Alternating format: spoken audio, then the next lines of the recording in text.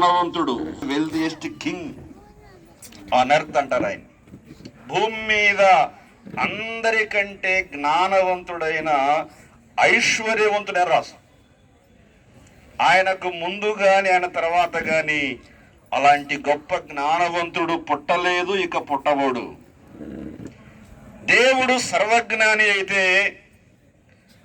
భూమి మీద సర్వమెరిగిన వాడు, ఆయనకు మరుగైంది ఏది లేదు అనే మాట ఉంటుంది. దేవుడే స్వయాన అద్భుతమైన జ్ఞానం ఇచ్చి దేవుని గురించి, మానవ జీవితాన్ని గురించి, కుటుంబాన్ని గురించి, వివాహాన్ని గురించి, దాదాపుగా ప్రపంచంలో ఉన్న ప్రతి విషయాన్ని గురించి చాలా మంది తెలుసు. ఎన్సైక్లోపీడియా అనే బుక్ ఉంటుంది ఒకటి. అది ఒకే బుక్ కానీ చాలా వాల్యూమ్స్ ఉంటాయి. దాంట్లో ఏముంటాయంటే ప్రపంచంలో ఉన్న ప్రతి విషయ ప్రస్తావన ఉంటుంది. దేని గురించి అయినా ఆ ఎన్సైక్లోపీడియాలో ప్రపంచంలో ఉన్న ప్రతి విషయ ప్రస్తావన ఉంటుంది. అలాంటి స్పిరిచువల్ అండ్ ఫిజికల్ ఎన్సైక్లోపీడియా ఎవరంటే సొలొమోన్. అలాంటి గొప్ప వ్యక్తి రాశాడు కాబట్టి ఈ కీర్తనకు చాలా విశేషమైన ప్రాధాన్యత ఉన్నది. కొన్ని మాటలు చాలా అద్భుతంగా ఆయన వ్రాశాడు. అన్ని మనం చెప్పుకోలేం, కానీ కొన్ని మాటలు మాత్రమే నేను మీకు జ్ఞాపకం చేస్తా. మొదటి 2 వచనాల్లో మనకు 3 మాటలు కనబడతాయి. యెహోవా ఇల్లు కట్టించని ఎడల దాని కట్టువారి ప్రయాసం వ్యర్థమే. యెహోవా పట్టణమును కాపాడని ఎడల దాని కావలి కాయవారు మేలుకొని ఉన్నట వ్యర్థమే. మీరు వేకునే లేచి చాలా రాత్రి తర్వాత పండుకొనుచు కష్టార్జితమైన ఆహారము తినుచుండ వ్యర్థమే అంటూ తన ప్రియులు నిద్రించుండగా ఆయన వారికి ఇస్తున్న, ఇంగ్లీష్లో చాలా బాగుంది, unless the lord builds, unless the lord guards, unless the lord gives అంటారు. అంటే దేవుడు కట్టకపోతే, దేవుడు కాపాడకపోతే, దేవుడు ఇవ్వకపోతే. అంటే కొన్ని విషయాలు దేవుడు లేకుండా మనిషి బ్రతకొచ్చు. చాలా మంది హేతువాదులకు ఏం గృహాలండి, పెద్ద పెద్ద గృహాలు ఉన్నాయి. నేను హైదరాబాద్లో, నేను సివిల్ ఇంజనీర్ని, ఒక ఇల్లు కట్టాను నేను. 2 భార్యాభర్తలు ఉంటారు. ఆయన కేసీపీ సిమెంట్ ఫ్యాక్టరీ డైరెక్టర్. 2 భార్య ముసలు 70 ఏళ్ళ పైనప్పటికీ. ఒక కొడుకుంటే ఆయన ఫారెన్లో ఉంటాడు. 9 బాత్రూములు, 6 బెడ్రూములు, 2 పెద్ద హాళ్ళు, మళ్ళా కింద పైన 3 అంతస్తులు అన్నమాట. స్టేటస్. మా సార్ అనేవాడు, ముస్లాం ఒక బాత్రూమ్ పడిపోతే ఈయనెదుకు సరే పానం పోద్దంట. ఆమెది 9 బాత్రూమ్లు ఎక్కడో తెలియదు.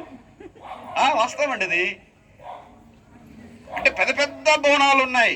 ఆయన హేతు అది. ఉండడు సార్, ఎక్కడ దేవుడు అంటాడు ఆయన. చాలా మందికి ఉన్నతమైన చదువులు ఉన్నాయి. దేవుడు లేకుండా చదువుకోవచ్చు, దేవుడు లేకుండా ఇల్లు కట్టుకోవచ్చు, దేవుడు లేకుండా ఏమైనా చేయొచ్చు. కానీ కొన్ని ఉన్నాయి, unless the lord builds, unless the lord keeps, unless the lord gives, ప్రపంచంలోకి ఎవడా పని చేయలేడు అనమాట.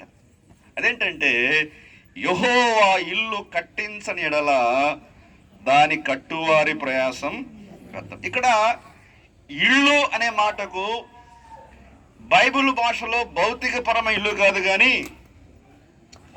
కుటుంబం అని వస్తుంది. కుటుంబం అంటే మనము గృహాన్ని, ఈ ఇంటిని కట్టుకోవచ్చు, కానీ కుటుంబాన్ని దేవుడు మాత్రమే కట్టాలి.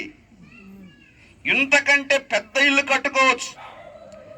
ఇంజనీర్లు వాళ్ళ తెలివి గమనిస్తే మైండ్ పోయింది. దుబాయ్ అట పోతే అబ్బో ఎన్ని స్టైర్లు, 150, 180, చిత్ర విచిత్రంగా, అసలు అద్భుతమైన ఆర్కిటెక్చర్, మైండ్ బ్లోయింగ్ ఆర్కిటెక్చర్. చూస్తే కళ్ళు తిరిగి కింద పడిపోతాం. కానీ ఒక కుటుంబాన్ని కట్టాలంటే దేవుడు మాత్రమే కట్టగలడు. నీకు జ్ఞాపకం చేస్తా. జీవితాన్ని కట్టేవాడు దేవుడే. చాలా మంది ఉన్నతంగా చదువుకున్న వాళ్ళు, గొప్ప గొప్ప ఉద్యోగాలు చేసేవాళ్ళు, గొప్ప గొప్ప వ్యాపారవేత్తలు, మేధావులు, వారి బుద్ధి బలము చేత, జ్ఞాన బలము చేత రాష్ట్రాల్ని, దేశాల్ని, ప్రపంచాల్ని పరిపాలించిన వారు ఖడ్గం పట్టుకుంటే, కత్తి పట్టుకుంటే శత్రు శేషం లేకుండా చేసిన ఉన్నారు. కానీ వాళ్ళు జీవితాలు కట్టుకోవడంలో ఫెయిల్ అయిపోయారు. కొంతమంది త్రాగుడుకు బానిసలై, కొంతమంది స్త్రీలోడులై, కొంతమంది దుర్వ్యసనాలకు లోనై తమ జీవితాలను చిన్న వయసులోనే ముగించి వెళ్ళిపోయారు. Unless the lord builds your life, no one can build it at all. దేవుడు నీ జీవితాన్ని కట్టకపోతే ప్రపంచంలో ఏ డాక్టర్ గాని, సైకాలజిస్ట్ గాని ఇంకెవరు కట్టలేరు. ఈ విషయాన్ని రాత్రి గమనించాలి. కట్టడం మాత్రమే కాదు, ఏమన్నాడు? కాపాడకపోతే. ఇక్కడ పట్టణం అనే మాట ఉంది కదా, యెహోవా పట్టణమును అంటే, పట్టణం అంటే ఏంటి? కొన్ని గృహాల సముదాయం, లేకపోతే కొన్ని కుటుంబాల సముదాయం. మనం ఇల్లు కట్టుకోవచ్చు, కానీ ఈ ఇంటిని కాపాడాలంటే అది దేవుడు మాత్రమే చేయగలడు. ఎంతమంది సెక్యూరిటీ ఉన్నా శత్రు వస్తాడు, ఎక్కడో వెళ్ళిపోతాడు. చాలా పటిష్టమైన భద్రత మధ్య ఉన్న గృహాలు, భవనాలు, బంకర్స్ కూడా పేల్చేయబడ్డాయి.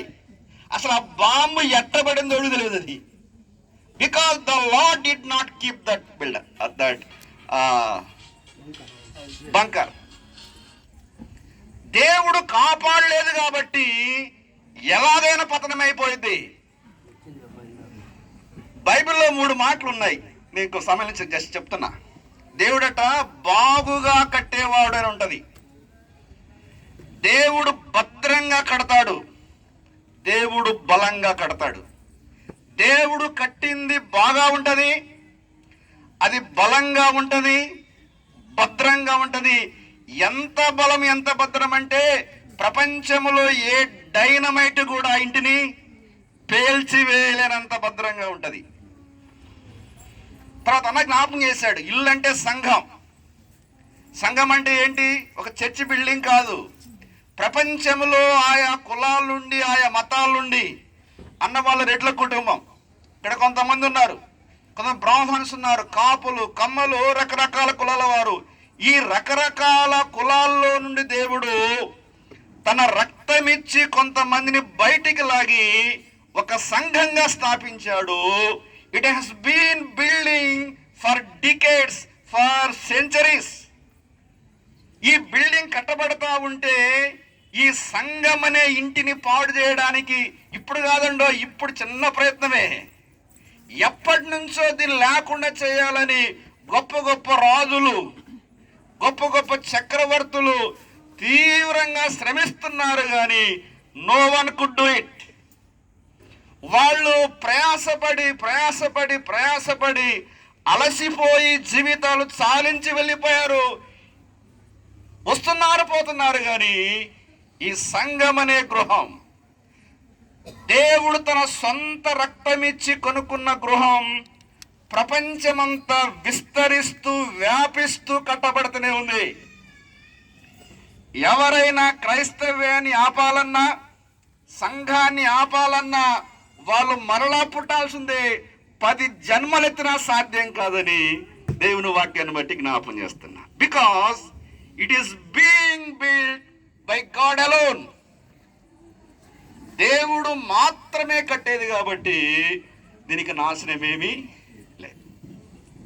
ఇక్కడ పట్టణము అనే మాటకు ఆ కీర్తనకారు మనసులో ఏముందంటే యెరూషలేము పట్టణం అని అర్థం. యెరూషలేము అంటే అర్థం ఏంటంటే ద సిటీ ఆఫ్ పీస్, శాంతిగల పట్టణం, శాంతిగల నగరం. ఈ మధ్య ఎక్కడ నేను ఒక పోస్ట్ చూశాను,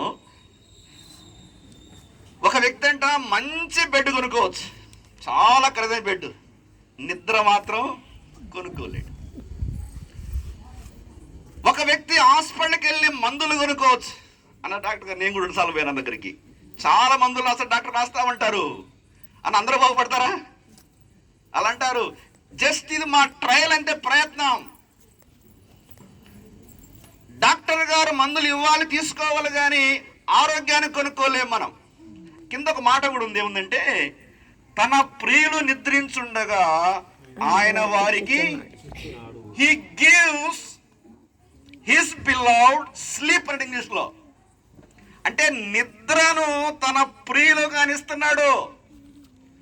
ఈ కాళ్ళే కాదు, నసరావుపేట పట్టణమే కాదు, భారతదేశమే కాదు, ప్రపంచంలో ఏ మూలకెళ్ళినా చాలా మంది కోట్లు సంపాదించిన వాళ్ళు నిద్ర లేక అల్లాడి వస్తున్నారు. కొంతమంది మద్యానికి బానిసలు అయిపోయారు, కొంతమందికి స్లీపింగ్ టాబ్లెట్స్ లేకపోతే నిద్ర పట్టదు. చాలా ఏళ్ళ క్రితం నేను అమితాబ్ బచ్చన్ గారు ఇంటర్వ్యూ నేను చూశాను అని చెప్పిన మాట, నా ఇంట్లో చాలా ఖరీదైన బెడ్స్ ఉన్నాయి కానీ కన్ను మూసుకుంటే నిద్ర రాదే.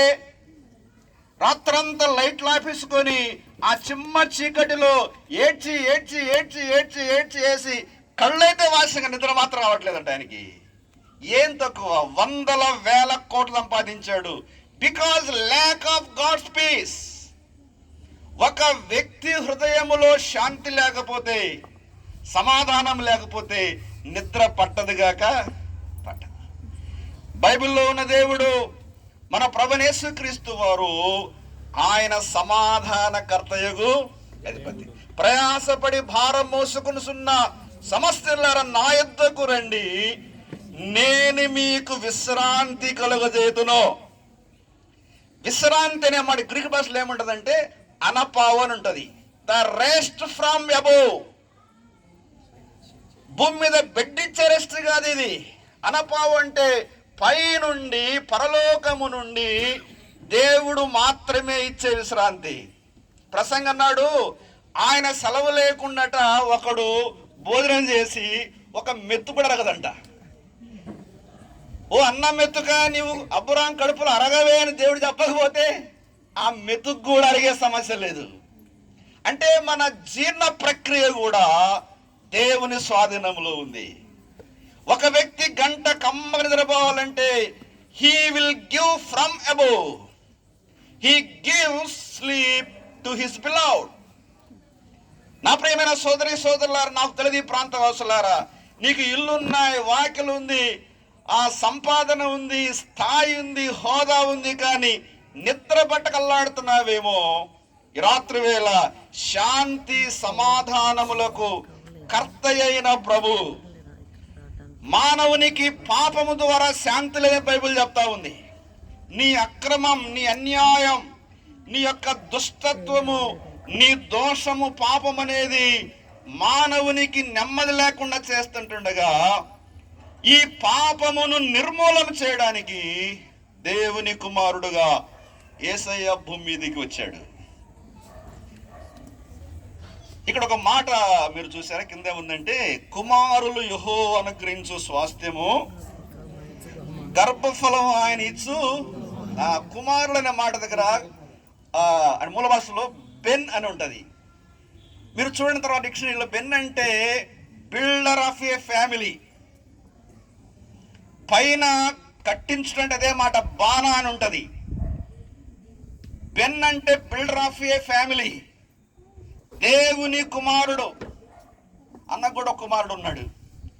మన కుమారులు చెప్పగలరా మీరు? అయ్యా నా కుమారుడు చాలా మంచివాడండి, నా కుటుంబం కట్టాడని చెప్పగలరండి? నాకు తెలిసి 99 మంది తల్లిదండ్రులు శాతం కుమారుల పట్ల మంచి సాక్షి ఇవ్వలేరు. ఈవెన్ విశ్వాసులు కూడా చెప్తారా, నా కొడుకు చాలా మంచివాడండి, నా వంశోద్ధారకుడు చెప్తారండి? ఏదో పిచ్చి కాబట్టి కంటే కానీ కొడుకులను మనం వాళ్ళంతా తలగానే మనం తెలుసు అన్నమాట. కొడుకులను కంటే సంతోషం లేదు. మన తర్వాత మన వంశం అలా కొనసాగుతుంది కానీ కన్నవారికి ఆనందం లేదు. They won't build our families. అలా చేయకపోగా they are destroying our families. అయితే దేవుని కుమారుడు ప్రభువైన యేసుక్రీస్తు వారు ఆయన బిల్డర్ ఆఫ్ యువర్ ఫ్యామిలీ. ప్రశాంతత, నెమ్మదిచ్చేవాడు ఆయన. కుమారుడు అంటే సంస్కృతంలో కుచితాన్ మారయితి కుమారః అంటారు. అంటే కుచితములను, మానవుని యొక్క దోషములను, పాపములను పరిహరించేవాడు కుమారుడు. హిబ్రూ భాషలో బిల్డర్ ఆఫ్ ద ఫ్యామిలీ. ఆయన కుటుంబాలు కట్టేవాడు. నేను చెప్తున్నాను, నా జీవితాన్ని కట్టాడు, నా కుటుంబాన్ని కట్టాడు. ఇక్కడ చాలా మంది కుటుంబాలు కట్టాడు. చెడిపోయిన జీవితాలను, పతనమైపోయిన జీవితాలను కుటుంబాల్లో యేసయ్య ఎన్ని కట్టాడో, వందల, వేల, లక్షల, కోట్ల, అన్కౌంటబుల్. యేసు ప్రభు నమ్ముకుంటే కులం మారదు, యేసయ్య నమ్ముకుంటే మతం మారదు.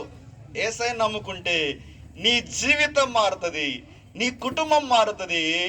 ప్రశాంతంగా, నెమ్మదిగా, ఆనందంగా, సమాధానంగా జీవిస్తావు. అందుకే ఆయన ఒక పేరు ఉంది, సమాధానకర్తయగు అధిపతి.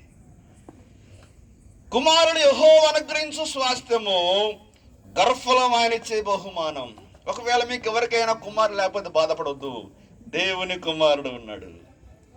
అచ్చము కుమార్తెను దిగులు పడవద్దు, దేవుని కుమారుడు యేసుక్రీస్తు ప్రభువారు ఉన్నారు. ఆయన మనకు నిత్య జీవాన్ని ఇవ్వడానికి పరలోకము నుండి దిగి వచ్చి తన ప్రాణాన్ని మన కోసం పణంగా పెట్టి, రక్తము చిందించి, చనిపోయి సమాధి చేయబడి తిరిగి లేచాడు. ఆ దేవుని కుమారుని యందు విశ్వాసం ఉంచిన వారికి గొప్ప రక్షణ, పాపక్షమాపణ, శాంతి. నేను 3 మాటలు జ్ఞాపకం చేసి తొందరగా. ఒకటి ఏంటంటే, ఆయన కట్టేవాడు. 2, ఆయన కాపాడేవాడు. 3, ఆయన అనుగ్రహించేవాడు, లేకపోతే ఇచ్చేవాడు. అక్కడ మాటలు నాకు ఏమున్నాయి? 2వ వచనంలో ఇచ్చుచున్నాడు, 3వ వచనంలో అనుగ్రహించు స్వాస్థ్యము, మళ్ళీ 3వ వచనం 2వ లైన్లో గర్భఫలం ఆయన ఇచ్చు బహుమానమే.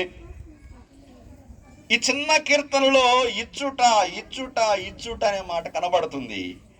మనం అక్కడ చూసాం, ఆయన ప్రశాంతత ఇస్తాడు. Unless he gives peace, no one can do it. ఆయన ఇవ్వకపోతే ప్రపంచములో ఇంకెవ్వరు ఇవ్వలేరు.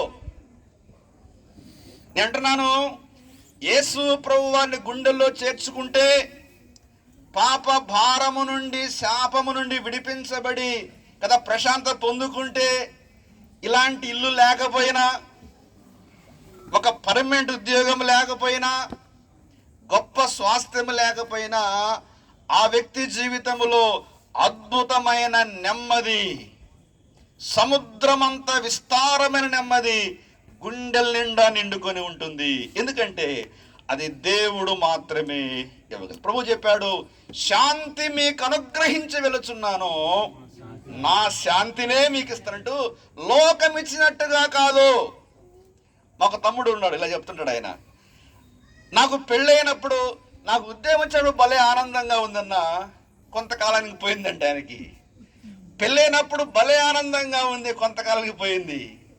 ఫస్ట్ బాబు పుట్టాడు, భలే బాగుంది, కొంతకాలం మామూలు. కానీ రక్షణానందం మాత్రం ఇంకా ఇంకా ఇంకా పెరిగిపోతా ఉంది, అది తరిగిపోవడం లేదు. కొత్తగా ఉద్యోగం ఇస్తే భలే ఆనందపడ్డాడు, కొంతకాలానికి రాకపోయినా బాగునుకున్నాడు. రోజు ఎలా డ్యూటీకి వెళ్ళాలి కదా. కొత్తగా పెళ్ళైనప్పుడు భలే ఉంది సంతోషం, కానీ ఇక సమస్యలు ఆరంభమయ్యాయి, పెళ్లి కాకపోయినా బాగుండు. పిల్లలు పుట్టారు, బాగుంది, ఈ ఆనందం తరిగిపోతా ఉంది, కానీ రక్షణానందం పెరిగిపోతా ఉంది. ఒక వ్యక్తి పొందుకున్న ఆనందం, సంతోషం, అనుభవం చాలా విశేషమైంది, చాలా శ్రేష్టమైంది.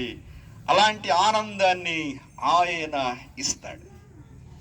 కిందన్నాడు, అనుగ్రహించుట అనే మాట చాలా గొప్ప మాట. దాని గురించి నేను మీకు కొన్ని విషయాలు చెప్పి ముగిస్తాను. అనుగ్రహించుట అంటే, సహజంగా మన భారతదేశంలో గ్రహాలను బాగా ఆరాధిస్తారు. ఈ మధ్య ఎక్కువ చెప్తాను అన్నమాట. ఒక వ్యక్తి స్థితి అంటే గ్రహాలను బట్టి తిరుగుతుంటది, గ్రహాలను బట్టి తిరుగుతూ ఉంటుంది. నీకు ఇది ఏ మాసం ఇది? జూన్ మాసంలో నీ గ్రహం బాగలేదు, ఇప్పుడేం చేయబాక శ్రీనివాసరెడ్డి, ఇల్లు కొనొద్దు, ఇల్లు కట్టొద్దు, పెళ్ళి కూడా చేయబాక, నేను చెప్తా అప్పుడు చెయ్యి, అప్పుడెప్పుడో బాగొస్తుందంట, అప్పుడు చేసుకుంటాను. నేను అంటున్నాను, ఏ గ్రహములో చేసుకున్నా కష్టాలు రాకమానవు, సమస్యలు రాకమానవు, ఇబ్బందులు. మాది అసలు ధోరణాల, అది ప్రాపర్. హాస్పిటల్లో మా అన్నయ్య ఒక ఆయన పని చేస్తా ఉండేవాడు. 1 గంట ఫోన్ చేస్తాడు, అబ్రామ్ అంటాడు. ఏంటనంటే పోదాం రారా, ఆడేవాడు చచ్చాడంట అంటాడు. ఎవడంటే శ్రీశైలం పోయి మంచి ముహూర్తాన్ని పెళ్లి చేసుకొని దాని ఏమంటారంటే ముక్కు పచ్చలారక మునిపే కార్లు వస్తూ లోయలో పడిపోతారు. కొంతమంది నుంచి పోతూ పెళ్లి కాకుండానే, అది మామూలు ముహూర్తమా, స్ట్రాంగ్ ముహూర్తం. అవునా కాదు చెప్పండి. నా పెళ్ళి మంగళవారం అంటే నిండమాస అంట, నా పెళ్ళి జరిగింది మంగళవారం నిండమాస. ఎంత హ్యాపీగా ఉన్నాం, ఎంత సంతోషంగా ఉన్నాం. అంటే మన జీవితము గ్రహాలతో ముడిపడలేదు.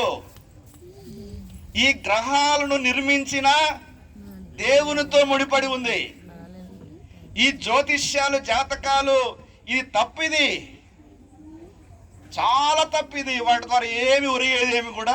అంటే అనుగ్రహం అంటే గ్రహాలకు అతీతంగా ఇవ్వబడేది, అది అర్థం. అనుగ్రహము గ్రహాలకు అతీతమైంది. ఏ గ్రహం బాగున్నా ఏ గ్రహం బాగలేకపోయినా దేవుని అనుగ్రహం ఉంటే అన్ని మన చుట్టూ మనకు దేవుని ప్రేమించు వారికి సమస్తము ఆ సమకూడి, కిందంటాడు సమకూర్చి జరిగిస్తున్నాడు. అవి జరగవు, జరిగించే ఆయన ఒక ఆయన. అంటే ఒకటి పైన మొత్తాన్ని పట్టకొచ్చి చుట్టి రే అబ్రాంకి అనుకూలంగా ఉంటావు నువ్వు సంపదరాదంటాడు ఆయన. ఈ గ్రహాలు ఏం చేయలేవు. తనకు ప్రియమైన బిడ్డలకు దేవుడు ఇవన్నీ కూడా అనుకూలంగా జరిగించేవాడు. శ్రీనివాసరెడ్డి నా కుటుంబానికైనా, నీ కుటుంబానికైనా, నా కుటుంబానికైనా దేవుని అనుగ్రహం ఎంత విశేషమైంది. దేవుని అనుగ్రహం. ఒక మాట చెప్తాను చూడండి, చదువుకుందాం. రోమపత్రిక 2:4. రోమ 2:4లో ఒక అద్భుతమైన మాట ఉంటుంది. అక్కడ దేవుని అనుగ్రహం ఏం చేస్తుందంటే, దేవుని అనుగ్రహము ఆ మారు మనసు పొందుటకు నిన్ను ప్రేరేపిస్తున్న ఎరుగక ఆయన అనుగ్రహైశ్వర్యమును సహనమును దీర్ఘశాంతమును అనుగ్రహైశ్వర్యం, the riches of God's goodness. Greek లో క్రిస్టోస్ అంటారంటే మానవాతీతమైన మంచితనం, super natural goodness of God. దేవుడు ఎంత మంచివాడంటే, ఆయన మంచితనం ఎంత గొప్పదంటే, నీవు మారు మనసు పొందకపోయినా దేవునికి, దేవుని వాక్యానికి, పరలోకమందున్న పరిశుద్ధ దేవునికి వ్యతిరేకంగా జీవిస్తా ఉన్నా ఆయన అనుగ్రహైశ్వర్యములో నుండి నీవు మారు మనసు పొందాలని దేవుడు తన కుమారుడైన క్రీస్తు ప్రభును పంపాడు. ఆయన్ను నీ కొరకు, నా కొరకు, మనందరి పాపాల కోసమై బలి చేశాడు. సర్వపాప పరిహారో రక్త ప్రోక్షణం ఆవశ్యకం, తద్రక్తం పరమాత్మేణ పుణ్యదాన బలియాగం అంటారు. ప్రపంచములో ఉన్న మానవాళికి పాప క్షమాపణ కలగాలంటే దేవుడే మనిషిగా దిగి వచ్చి స్వచ్ఛందంగా పుణ్యదానంగా బలి కావాలి. ఆ బలియాగాన్ని విశ్వసించిన వారికి మాత్రమే రక్షణ, పాప క్షమాపణ, శాంతి, నెమ్మది. కాబట్టి దాన్ని పూర్తిగా నెరవేర్చిన వాడు యేసుక్రీస్తు ప్రభువారు. ఇది ఆయన అనుగ్రహ ఐశ్వర్యం. ఆయన అనుగ్రహ ఐశ్వర్యము.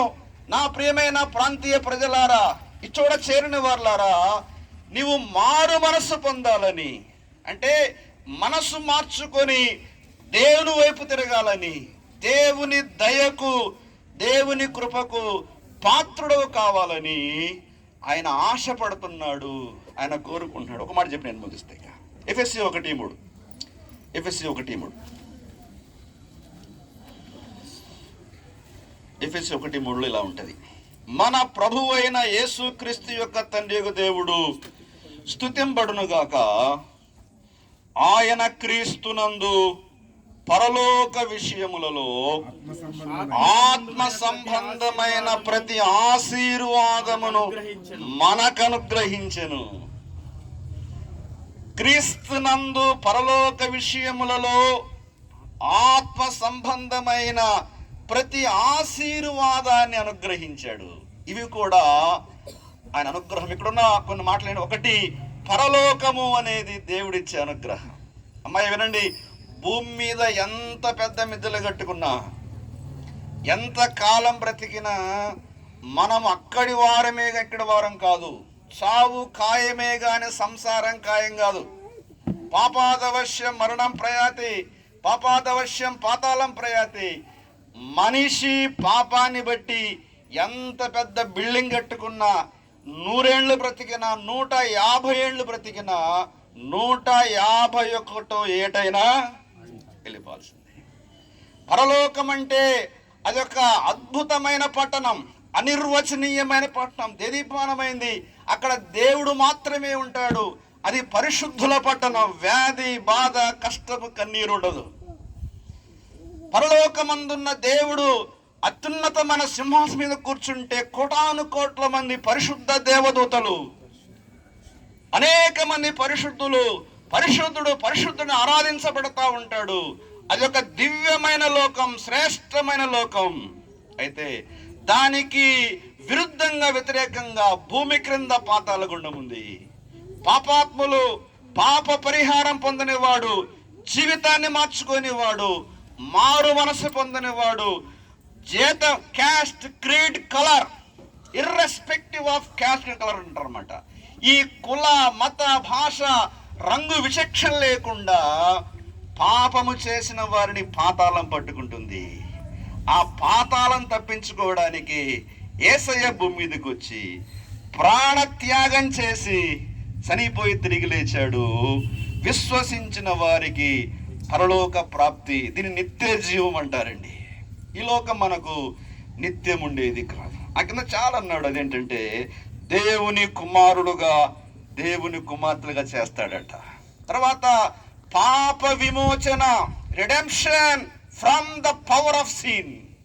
పాపము యొక్క ప్రభావము నుండి, పాపము యొక్క శక్తి నుండి మనిషి విడిపిస్తాడు. 6 అడుగులు ఎత్తున్న మనిషి ఆఫ్టర్ ఆల్ 3 ఇంచుల బీడికి, సిగరెట్కి బానిస. నోటితో గప్పాలు పలుకుతాడు కానీ 90కి బానిస. తాగపోతే చెయ్యి వణుకుద్దంట. ఒక డాక్టర్ గారు ఉండు గవర్నర్లో, కాంతారావు గారు, అని పెద్ద ఆప్తమాలజిస్ట్ ఆయన. పాస్టర్ గారు తాగకపోతే ఇంజెక్షన్ వేయలేనండి, ఆపరేషన్ చేయలేండి, వణుకుతాయి. He became slave. మంచి డాక్టర్, చాలా మంచి డాక్టర్. యాక్టర్స్, మేధావులు పాపానికి బానిసలైపోయారు. అయితే యేసు ప్రభు వారి యొక్క రక్తమట పాపము నుండి విమోచిస్తుంది, మన అపరాధములకు క్షమాపణ కలిగిస్తుంది. అకిందన్నాడు, దేవుని ఆత్మ చేత ముద్రిస్తాడు, నీవు నా సొత్తు అంటాడు. ఇవి దేవుని అనుగ్రహము ద్వారా మనకు కలిగేటువంటి దీవెనలు. మన ప్రియులు అన్న వారి కుటుంబం రక్షించబడింది. సహోదరి, కుమారుడు, కుమార్తె వాళ్ళు ఉద్యోగాలు చేసుకుంటూ దేవుని పని చేస్తూ, మేం చెప్తున్న ఈ మాటలే ప్రపంచాన్ని చెప్తున్నారు. ఈ గృహ ప్రవేశం యొక్క ఉద్దేశం ఏంటంటే మా ఇల్లు చూడండి హో అని కాదు, మేం కూడా ఇల్లు కొన్నామని కాదు. ఏమన్నా అంతేనా? అన్న కిందికి వెళ్ళాడా? అది కాదు. దేవుడు మాకిచ్చిన గృహ ప్రవేశంలో మీరు వచ్చి మేము ఎలా జీవిస్తున్నా మీరు కూడా ప్రభువుని నమ్ముకోండి, శాంతిగా నెమ్మదిగా బ్రతకండి అని వాళ్ళు మనకు ఈ కూడిక ఏర్పాటు చేశారు. దేవుడు ఈ కుటుంబాన్ని ఆత్మీయంగా, ఆర్థికంగా, ఆరోగ్యపరంగా దీవించాలని కోరుకుంటున్నాను. అన్నయ్య మనకి ముందే జ్ఞాపకం చేశాడు, కుటుంబంలో ఇంట్లో ఏమేమి ఉండాలో అవన్నీ కూడా కలిగి ఈ కుటుంబం దీవించబడాలని కోరుతున్నాను. ఎవరైనా రక్షించబడకపోతే, మీకు శాంతి కావాలంటే, నెమ్మది కావాలంటే, సమాధానం కావాలంటే యేసయ్యే శాంతి మార్గం, రక్షణ మార్గం. ఆ ప్రభునందు విశ్వాసం నుంచి రక్షించబడి ధన్యులు కావాలని ప్రేమతో జ్ఞాపం చేస్తూ ఈ మాటలు ముగిస్తున్నా. దేవుడి ఈ మాటలు మన కొరకు దీవించుగాక. ఆమేన్.